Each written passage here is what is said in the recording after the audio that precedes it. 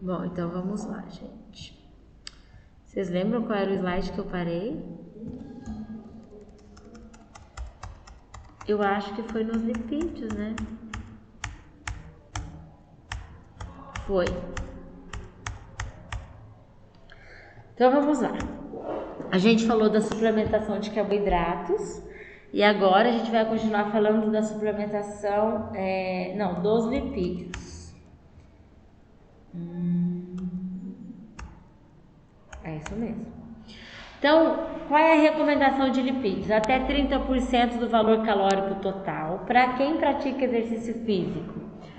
Evitar dar menos que 15% do VCT, porque a baixa quantidade de lipídio pode prejudicar na função hormonal, pode prejudicar a produção energética, a produção de ATP, fora que pode levar à perda de peso, que não necessariamente é preciso para todos, né, para os praticantes de exercício físico.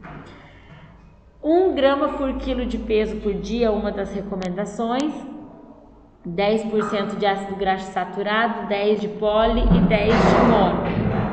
Em geral. Ah, professora, mas eu não estou dando 30%, estou dando 25%, 20%. Aí é aquele esquema. Até 10% de saturado, até 10% de poli e mono para completar. Tá? Lembrando que quando a gente fornece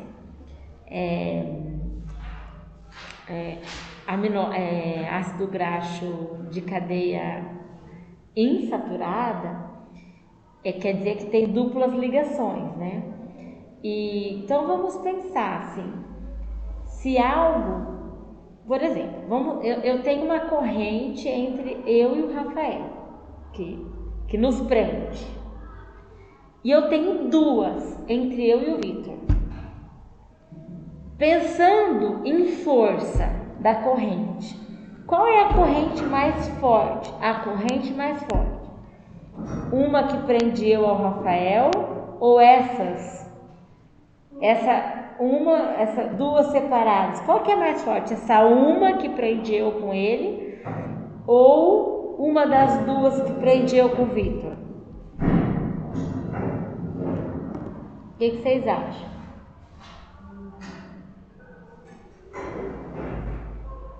Vamos supor, eu uso um canudo para segurar uma borracha, tá? Beleza. E para segurar a mesma borracha eu coloco 2. Vocês acham que quando eu coloquei 2, quer dizer que esse canudo seria menor ou maior do que o que estava segurando sozinho? Acho que é mais forte. Se for mais fino, não importa. Então é aí que tá, isso que eu tô querendo falar pra vocês. Se eu preciso de 2 correntes para me prender com o Vitor e uma só para me prender com você, qual é a corrente mais forte? A uma?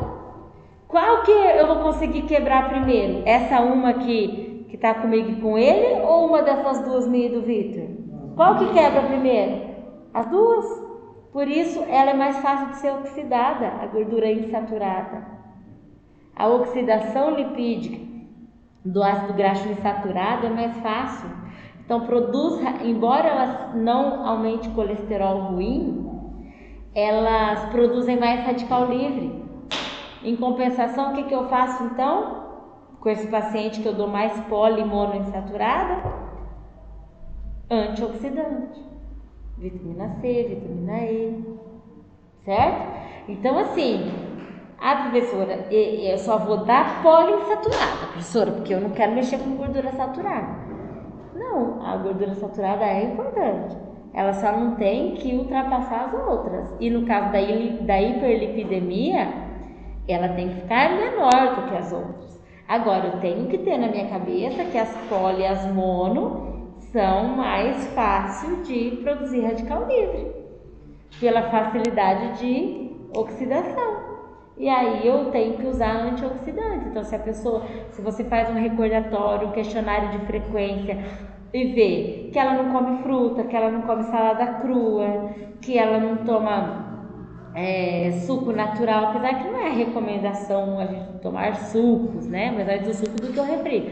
Mas assim, ela não faz, você vê que a vitamina E dela é baixa, né? Ela não tem o hábito do leite integral, por exemplo.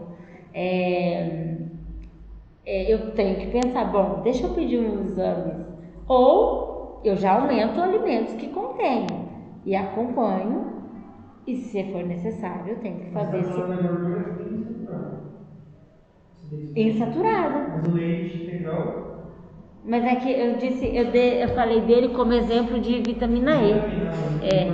Também. A nata, né, é rica em vitamina E. A manteiga é rica em vitamina E. Mas assim, a vitamina C é um super antioxidante, né? Tá nas frutas, tá na salada crua. Porque, gente, se eu for refogar a couve, não dá pra eu contar com a vitamina C da couve. Eu já tô engasgando, né? Outra coisa, eu vou fazer um suco também, gente. Já perdeu bastante vitamina na hora de tirar a fruta do pé, daí tem o transporte, aí tem a bateção no carro, né? Então, assim, a pessoa tem que realmente consumir a quantidade de fruta X, tem que ser confiável e pra gente poder garantir esse antioxidante aí, tá? Micronutrientes, vitaminas e minerais, eles são importantes para a produção de energia. Lembra que lá no ciclo de Krebs, o NAD e o FAD faziam produção de ATP através do NADH, FADH, niacina, riboflavina.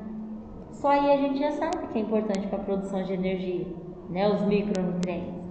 Síntese de hemoglobina, o ferro principalmente, cálcio e vitamina D para a saúde óssea, vitamina C, selênio, vitamina E, vitamina A para o sistema imunológico e reparos do tecido muscular após o exercício. A vitamina C, por exemplo, é imprescindível para fazer cicatrização. Então, os micronutrientes, a gente tem que... Eles têm um lugar ao sol, gente. Mas a gente não ouve falar muito deles. A gente ouve falar em proteína. Eu tô mentindo, Rafael? Tá viajando, né, Rafael? Não, eu não vou mais repetir. Agora eu vou fazer tipo aqueles filhos mal educados. Não, mãe, agora não vou falar mais. A mãe, né? Não repito mais. Então, a vitamina C, vitamina A, vitamina E são as vitaminas que não pode faltar para esses pacientes, tá? Nutricionistas e médicos podem prescrever suplementação, porém com cuidado, né? Desde que a gente saiba o consumo, se a gente sabe do hábito dele, quais os prováveis deficiências e tal. O que eu falei, Rafael, é o seguinte. Vou fazer essa pergunta para você. A gente tem vitaminas e minerais imprescindíveis para a prática de exercício físico, para praticantes de exercício físico. Mas a gente ouve falar muito mais só em proteína. Ou eu estou mentindo? A gente sempre canaliza nela, né? E esquece das vitaminas e dos minerais. O zinco, envolvido no processo respiratório celular, gente. Mitocôndria é uma das coisas celulares do praticante de exercício físico que mais trabalha, né? De tanta produção de ATP. E o zinco está relacionado à respiração celular que acontece na mitocôndria. Então não dá para ficar deficiente em zinco. Sua deficiência pode gerar anorexia, perda de peso, fadiga, queda do rendimento e risco de osteoporose e inapetência, gente. É incrível como a gente nota dentro de um hospital aquele paciente inapetente e você começa com um suplemento para ele com zinco e ele melhora.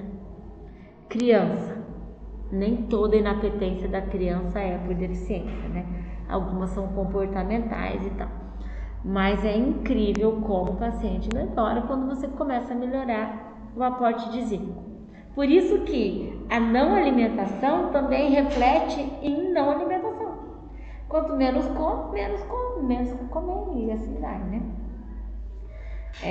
O cálcio, dietas com restrição calórica pode conter pouca quantidade de cálcio, porque se restringe alimentos que contêm cálcio, queijo e leite, por exemplo. O gergelim, embora ele tenha cálcio, ele também é calórico, né?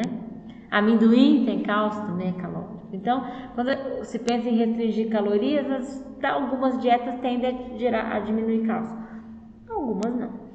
Envolvido na formação óssea, previne fraturas, osteoporose, e a quantidade de DRIs de cálcio hoje na faixa etária de adultos é de 1000 miligramas por dia, é uma RDA. A gente tem que cumprir, porque a parte óssea é essencial para o praticante de exercício físico. Vocês não concordam que é? Né? Não tem como a gente pensar em 1000 coisas e não pensar na estrutura, né? O ferro, a baixa ingestão de ferro ocorre em cerca de 15% da população mundial. A baixa reserva de ferro causa fadiga mesmo, causa dificuldade de desempenho esportivo, menor desempenho, dificuldade de concentração, problema imunológico e afeta o transporte de oxigênio, porque a hemoglobina, que transporta oxigênio, fica prejudicada. A gente perde ferro, gente, pelo suor e pela urina, então todos os dias, né, a gente tem essa perda. Só que o ferro é um nutriente que a gente armazena. Não é um nutriente que, igual a vitamina C, que a vitamina C, o que eu consumir em excesso eu vou excretar, ou meu organismo vai aprender a absorver menos, porque você come muita vitamina C, né? O ferro não. O ferro é armazenado, então aquilo que você excede hoje está armazenado. Então você pode amanhã consumir menos ferro, porque você tem uma reserva de ferro. Agora, também não dá, eu como ferro 2 vezes no mês e depois o resto eu nem como mais, também não vai dar, a conta não vai bater, né? Então assim, mas é um nutriente que a gente não precisa atingir a RDA de ferro diariamente, né? Porque a gente não vai consumir exatamente 18 miligramas todo dia. Vai ter dia que vai dar 18,9, vai ter dia que vai dar 19, vai ter dia que vai dar 20, vai ter dia que vai dar 15. Certo? O que eu ia falar do ferro além disso? Deve-se acompanhar as formas que a gente tem de verificar ferro nessas pessoas, através da hemoglobina, do hematócrito, que vem no hemograma simples, né? O ferro sanguíneo, a ferritina, que é o lugar onde a gente armazena ferro. O ferro também, ele acomete muito o praticante de exercício físico de algumas modalidades esportivas, de algumas que requeiram manter um peso extremamente baixo, principalmente nas atletas de ginástica olímpica, não é olímpico o nome? Como que é o nome? Olímpica? É olímpico mesmo? Será que é essa? Mas aquela não é a ritmo. Mas também é um grupo. As meninas pequenininhas, elas são as que mais elas têm, inclusive tem um índice de transtorno alimentar alto, né, nessa população, porque elas cuidam muito da alimentação, cuidam no sentido de restringem, né, porque se fosse cuidado nunca acontecia isso.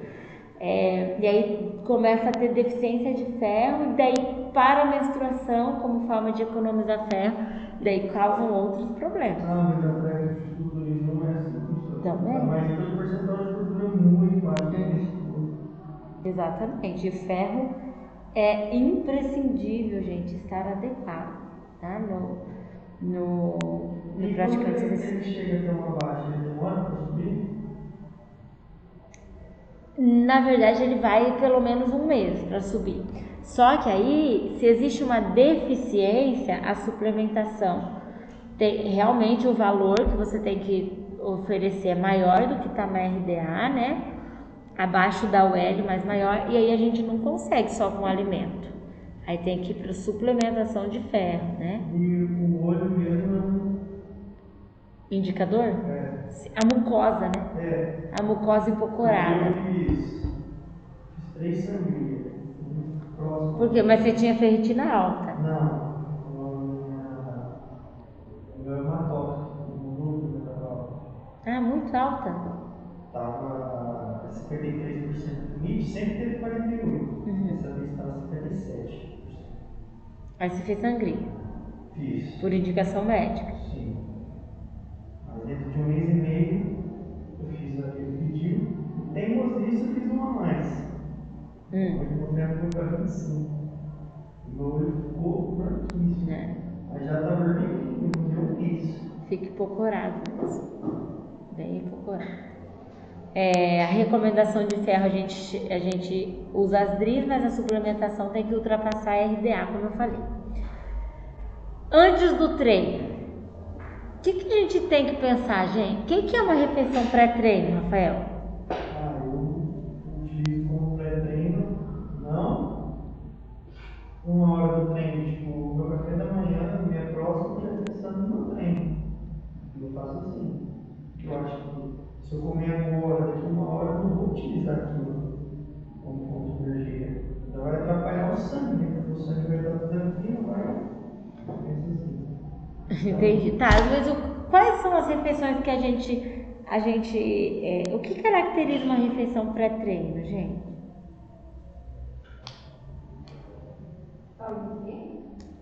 Não, em tempo.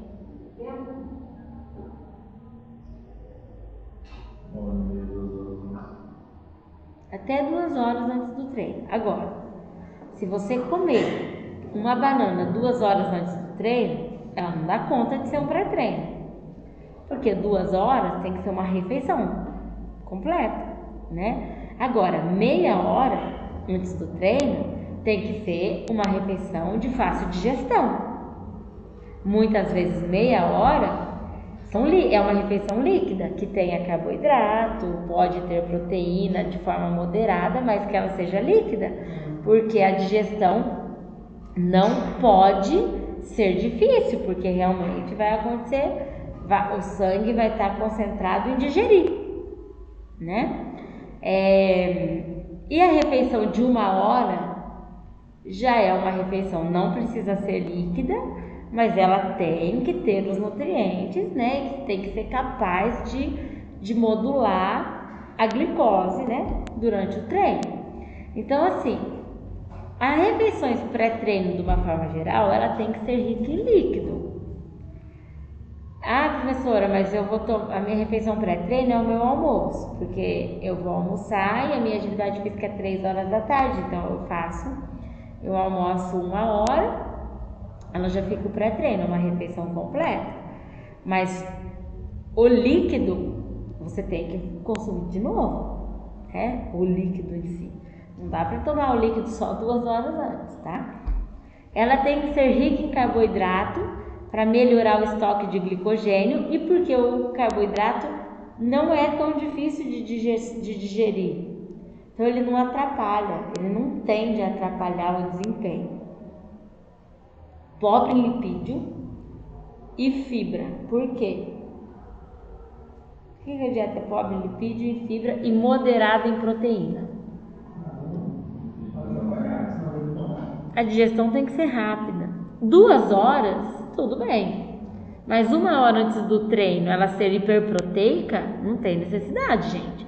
Você tem o dia inteiro para fazer refeições hiperproteicas. Não precisa fazer a que antecede o treino ser hiperproteico. Porque a proteína não vai repor glicogênio. Quem vai repor glicogênio é o carboidrato. E aí corre o risco de você usar ainda a proteína para fazer gliconeogênese. Então, não existe uma recomendação de uma refeição hiperproteica no pré-treino. Existe hiperglicídica no pré-treino, mas hiperproteica não. Consistência leve ou líquida, né? Quanto mais próximo, mais leve tem que ser a consistência. Quanto mais longe, a consistência mais normal pode ser. deve fazer parte do hábito do seu paciente. Não adianta você colocar coisa que ele não vai conseguir carregar, que ele não vai conseguir armazenar, que ele não gosta, que ele acha aquilo um saco, que ele não prioriza. Então, vamos conhecer a rotina da pessoa. É um paciente empenhado, consegue fazer, preparar, levar, guardar, beleza. É um paciente que não, que é tudo muito prático, que é tudo praticamente pronto. Acaba se usando mais suplementos para praticidade, né? Mas a gente tem que adequar a individualidade. Também não dá pra gente virar para ele e falar, olha, come suplemento o dia inteiro que é mais prático. Não, né? O suplemento, como eu já disse para vocês, ele vai completar o que está faltando em momentos que não é possível fazer por alimentação. Não é possível? Temos ele. E no pós-treino? Eu também gosto de colocar mais carboidrato que proteína. Por glicogênio. Eu deixo a proteína tipo café da manhã para segunda, eu faço 6. Aí eu, na minha quinta, sexta, deixo um pouco mais proteína. Antes do treino e após de proteína, mas não tanto.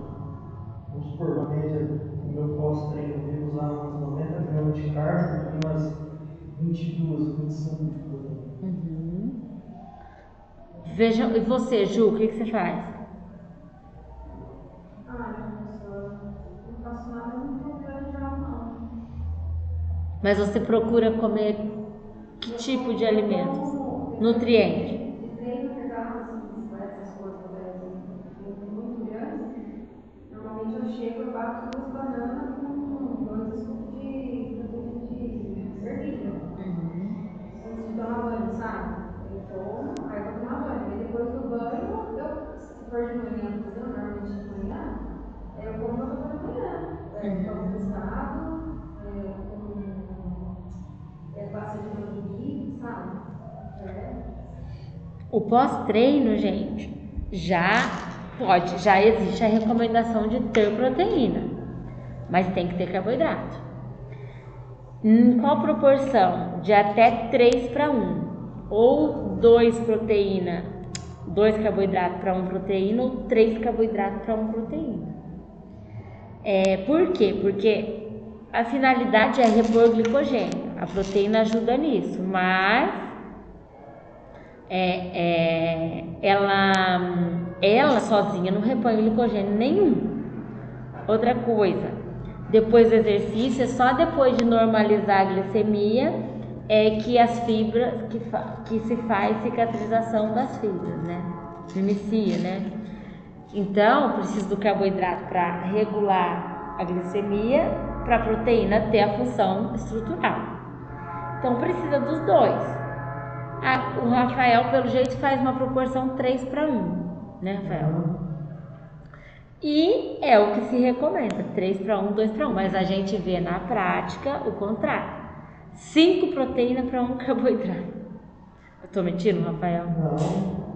É porque esse pessoal é meio fissurado também, né? Eu não tanto. Por refeição, falando em gramagem de frango. Falando pra galera. Eu uso 80 gramas de frango para 280 gramas de arroz. Tem gente que come 280 de frango e 80 de arroz. O que essa pessoa faz? Usa proteína como fonte de energia. Faz um monte Caro, exatamente. Faz um monte de produção energética às custas da proteína. Gera um monte de amônia, ureia, excreta mais o xixi, exatamente.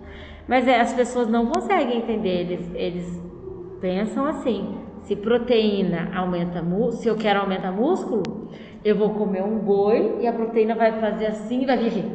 Eu não sei, eu acho que eles pensam isso. Por isso que a gente tem que valorizar quem atua quem é nutricionista, que atua na área, quem é um praticante de exercício físico que atua na área dele. Porque a gente começa a ouvir tanta coisa assim, e a gente fala, nossa, a gente quase é convencido de que a carne vem aqui direto, né? Não é, vamos falar bem a verdade. Passa lá pelo intestino, vai vem aqui. Mas vai pôr isso na cabeça, não vai pôr isso na cabeça deles. Eles vão continuar consumindo 250 gramas de proteína, sabe por que eles não tiveram bioquímica? Não é? Eles tiveram uma fisiologia, muitas vezes. Falando nisso, Rafael, a educação física é humanas? A licenciatura né? Não, E o bacharelado? Não, a licenciatura é mais ainda, porque é para dar aula, né? E bacharel em educação física Não é da área humanas? Mas não tanto, né? Eu acho que ciência do esporte encaixa na área da biológicas, não é? Porque assim, professores, se for parar para ver, né, na época essa parte dessa palavra eu não sei. Mas se for parar para ver, não é nem um nem o outro. Porque a única matéria que eu não tenho é para trabalhar na escola. Mas é porque você é bacharel. Isso. Quem faz licenciatura tem, né? 8 meses a menos só. A licenciatura faz 8 meses a mais. É que licenciatura é para aula, né? Tá.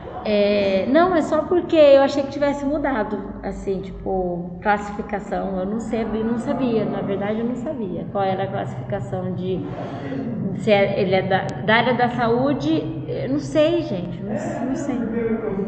Igual nutrição, medicina, fisioterapia, na área de saúde. O educador físico, ele não entra como área da saúde. Não, mas assim, na questão, na hora que eu fui fazer a vacinação, entrou. Ah, entendi. Será que ele é classificado agora? Licenciatura, não é área da saúde. Então, eu tenho até que estudar isso aí. Não, porque quando eu fui tomar a vacina lá... Gente, você sabe que eu tenho que ter isso? A minha sogra é professora de educação física, ela tomou quando chamou professores. Desde 1997. Eu não sei, gente, falar pra vocês. O meu marido também entrou como professor. Mas eu queria saber assim, hoje, será que a educação física ela está nas ciências biológicas, na área humanas ou na área da saúde? É isso que eu queria, não sei. Ah, ele tá? Ah, não sabia. Porque quando meu marido se formou, não era. Era, sei lá o que era. Era da biologia. Era da área biológica, não era saúde. Não é. Eu acho que foi assim. Vai no médico lá, o médico. Não, mas está relacionado com qualidade de vida, com saúde. Eu acho que tem que ser. Eu também acho que deveria ser, porque na UEM mesmo era humanas, eu lembro. Agora eu não sei mais, porque depois que eu parei de fazer vestibular, eu não sei mais nada disso, gente. Eu parei de fazer em 2000, então mudou muito, né? 20 anos deve ter mudado muita coisa. Bom, então o pós-treino, carboidrato e proteína é importante. É importante que o carboidrato, gente, nessa hora ele pode ser simples. Por que ele pode ser um carboidrato simples? Porque ele vai atuar mais rápido na glicemia. O antes do exercício, o carboidrato, ele deve ter uma digestão mais lenta, quanto mais longe for do exercício, inclusive. Agora, o simples antes, ele vai fazer picos glicêmicos e pode causar hipoglicemia durante o exercício. Depois, ele dá picos de insulina para a proteína atuar, e aí ele repõe glicogênio. Então, depois do exercício, o recomendável é o carboidrato simples mesmo. Inclusive o suco, embora ele tenha alguma fibra, né? Como ele é rico em frutose, ele atua como um carboidrato simples. Daí você já consegue repor vitamina e mineral, né? 0,7 a 1,5 grama por quilo de peso no período de 4 horas, o que é suficiente para a ressíntese de glicogênio. Então vai depender, quanto mais intenso o exercício, mais perto do 1,5 grama por quilo. Quanto menos intenso, né, mais perto do 0,7. Vitaminas e minerais, né, a gente precisa repor todos os dias, principalmente as do complexo B. E para hipertrofia, se recomenda 10 de proteína para 20 de carboidrato. Não é 10 gramas 20, é 1 para 2, tá? E existem as recomendações de 1 para 3, como o Rafael faz. Refeições fracionadas sempre. Proteína pode estar distribuída no dia, né? Mas a gente tem que ter um objetivo. Quantos gramas de proteína esse paciente precisa consumir? É 200, é 250, é 160? Eu tenho X e eu tenho que atingir no decorrer do dia, né? Não importa se você vai atingir... você não vai conseguir atingir tudo isso em uma refeição, então a gente vai fracionar. Mas é importante deixar essa proteína presente na pós-treino também. Não toda ela, mas tem. Como carboidrato, você vai distribuir no dia. Mas é importante, se a pessoa faz atividade intensa, você deixar fazer um pré-treino com ela, né? Então, refeições fracionadas, considerar a capacidade digestiva. Às vezes a pessoa fala assim, olha, pode ser uma fatia de pão antes do exercício, não me faz bem. Não consigo, fico com plenitude gástrica, fico estufado, fico arrotando, Você não vai fazer? Você vai adequar a necessidade ao que ele consegue. Talvez ele se beneficie melhor com líquidos, né? Talvez ele não se dá bem com o glúten do pão, não é o pão, né? Isso vai depender das pessoas, tá? Da individualidade. Estabelecer horário e quantidade da refeição pré-treino ou pré-competição. A gente que precisa dizer, tal hora, 1 hora antes, 2 horas antes, você vai fazer uma refeição que contenha um alimento deste grupo, um alimento deste grupo, um daquele grupo, ou só desse grupo, né? Você que vai dar as quantidades, que vai depender do peso, da atividade física, da intensidade, de quanto tempo. Mas lembrando em linhas gerais disso, antes carboidratos de médio índice glicêmico, abaixo, e depois de alto índice glicêmico. E durante? O que vocês acham que é? Durante o treino? Eu já usei como simples. Açúcar. Qual que é, por exemplo, a recomendação do durante?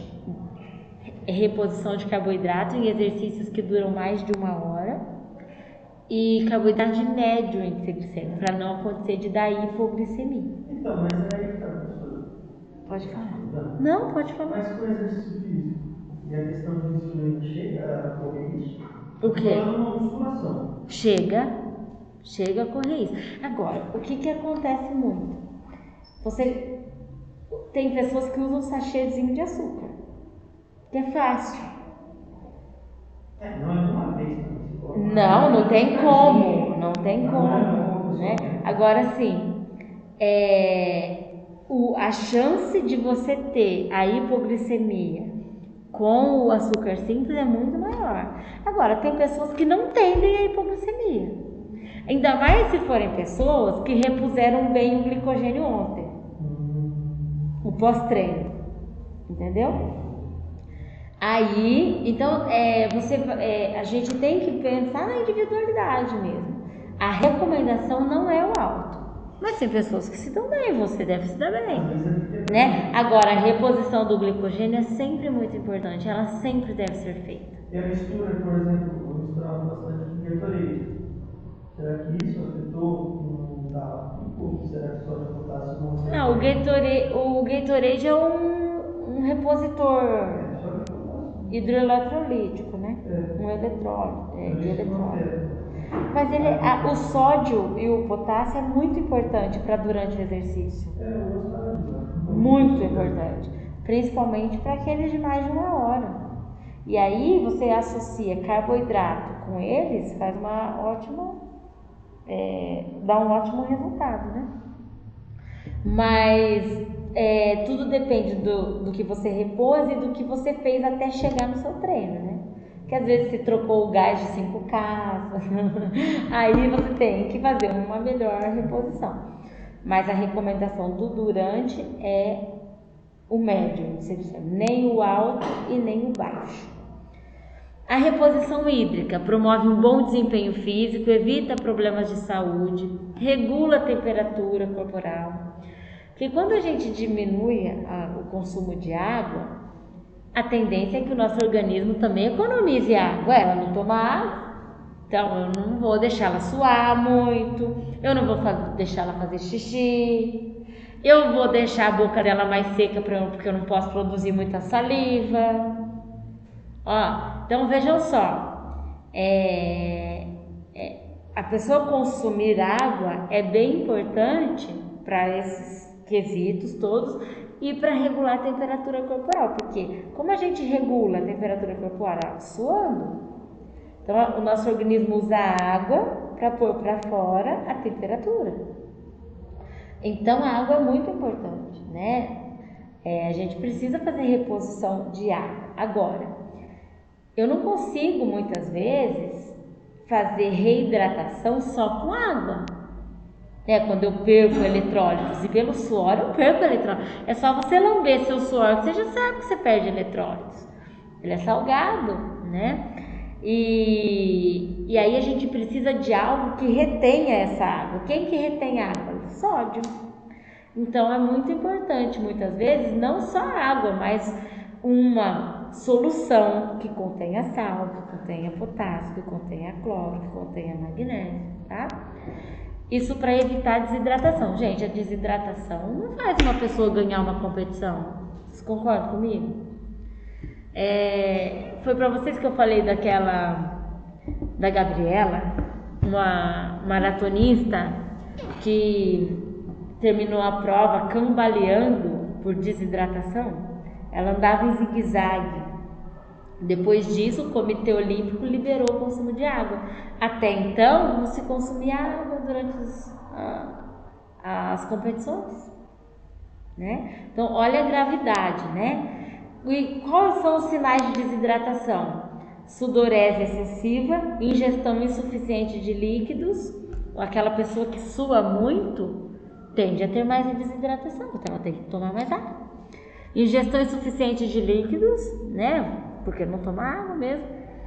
Ou deficiente absorção de líquidos. Às vezes a pessoa toma até água, mas não repõe eletrólitos para fazer essa reidratação. Quais são os sintomas? Aumenta a frequência cardíaca, aumenta as molaridades sanguíneas. Pensa, se eu perco um monte de água, eu estou deixando o meu sangue mais concentrado, certo? Por isso aumenta as molaridades sanguíneas. Aumenta a temperatura do corpo, reduz o volume de sangue, porque a água está menor, reduz a pressão sanguínea, reduz o suor, reduz salivação, prejudica respostas fisiológicas, prejudica o desempenho físico e pode causar morte. Desidratação pode levar à morte, vocês sabem disso, né? Não só para quem pratica exercício físico, uma criança morre facilmente de desidratação, né? A desidratação de 1 a 2% aumenta a temperatura corporal em 0,4 graus para cada percentual acima disso. A desidratação de 3% já reduz o desempenho, a de 4 a 6 leva a fadiga térmica e de mais de 6 pode levar à morte. Outros sinais de desidratação leve a moderada: fadiga, perda de apetite, sede, pele vermelha, tontura. O que é oligúria? Vocês já viram isso? Menos xixi. E aumento da concentração urinária. O xixi fica muito escuro, né? O amarelo escuro. Oi? Desempenho físico fica prejudicado. Às vezes, assim, tá umas 11 horas da manhã e um dia eu não tomei 1 litro d'água. Um pouquinho, dizendo. Cozido, não vai levantar. Eu tomo 1 litro de água e parece que... E olha para você ver, todas as nossas reações acontecem em meio a coisa, né? Olha como a água é importante. Se você usou, gastou um monte de água e você não repõe, como os processos fisiológicos se lentificam. Não adianta nada comer. Exatamente.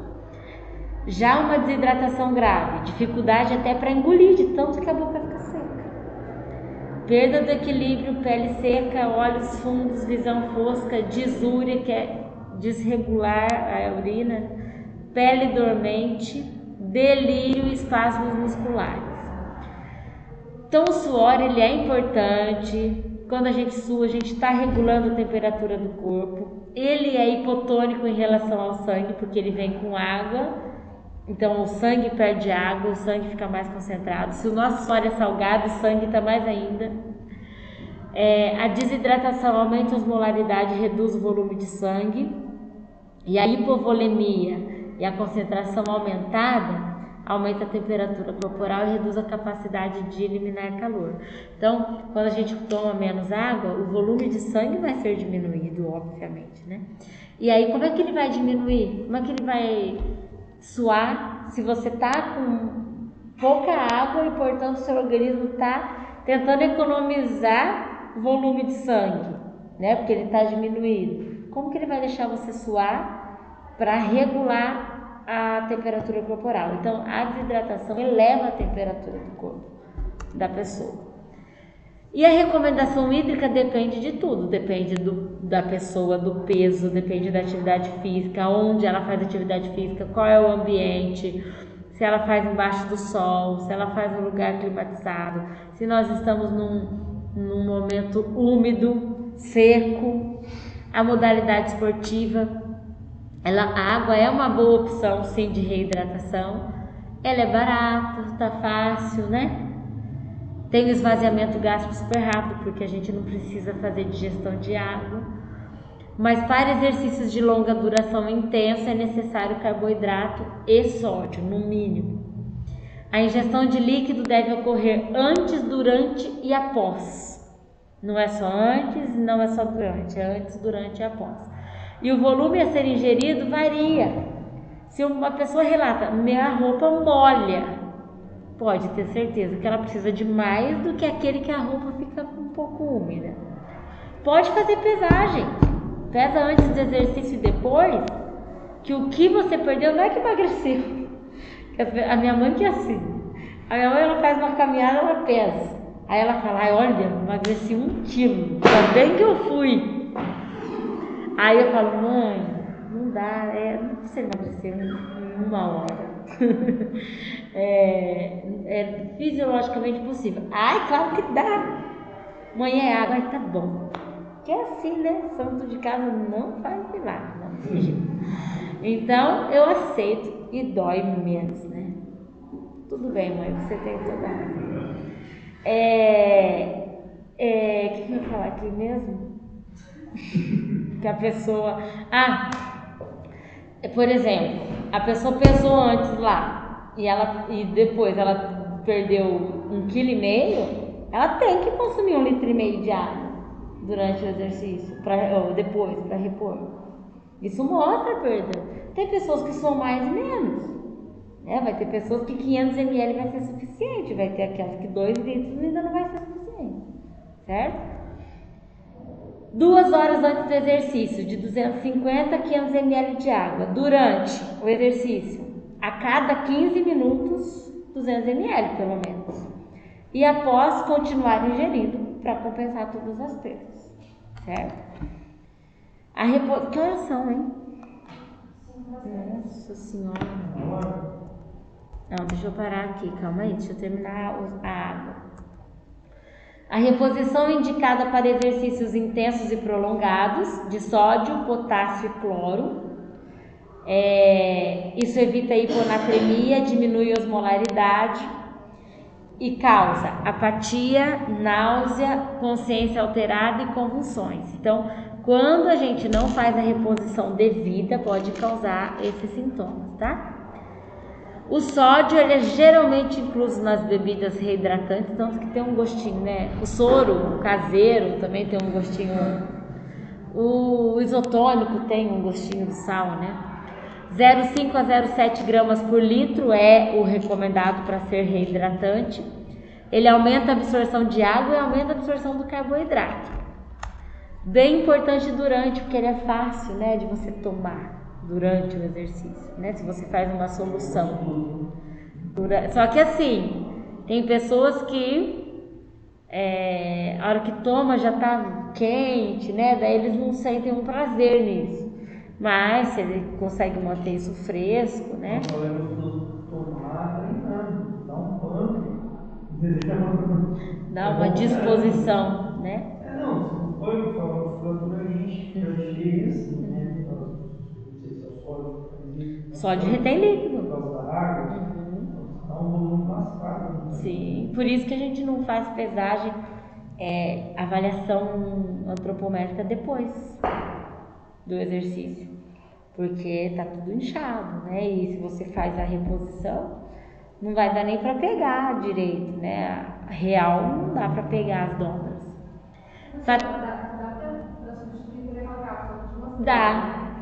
Você só tem que ver assim, para o seu peso, sabe? Mas dá. Mas é importante você tomar com água, né? Que a cápsula não vem com a água, ela só vem com o eletrólito, né? Fatores que devem ser considerados: o esvaziamento gástrico dessa pessoa, ela ser isosmótica, gente, ó, a osmolaridade sempre tem, olhe nos isotônicos. Osmolaridade e um número, tem que estar entre 200 a 260.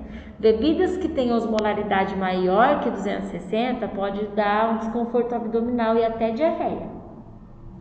Pensa ter que parar o exercício para ir no banheiro, né? Temperatura, né? É bom que ela esteja fresca, né? A doçura, que quando tem um excesso de carboidrato acaba ficando muito doce também, não é tão prazeroso assim. O gosto também, a pessoa pode comprar o sabor que ele aceitar melhor. A sensação de sede existe, ele pode aumentar a sede quando ele tem muito carboidrato, mais do que deveria. E a gente orienta de acordo com as preferências da pessoa, tá? A gente não precisa ficar, não, compro de tal sabor, né? Agora ensina ele a ver a osmolaridade. Ou você mesmo pode ver e indicar as marcas, que seja mais do que 2. Beleza? Alguma pergunta até aqui? Não? Bruna? Vitor? Então tá, gente, vamos encerrar aqui.